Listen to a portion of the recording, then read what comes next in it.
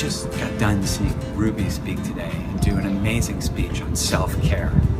Wow, what a dynamic speaker. And she started the day as the #1 speaker, which is always a tough spot to be in. And she started off setting the standard so high for the rest of the group. Her energy was great, her smile lights up the room, and she speaks with such confidence about the content of her concept and her idea. And she really made me want to deliver more self-care to myself. And I loved her idea about self-care being something that's important in giving to others as well, instead of just thinking about yourself.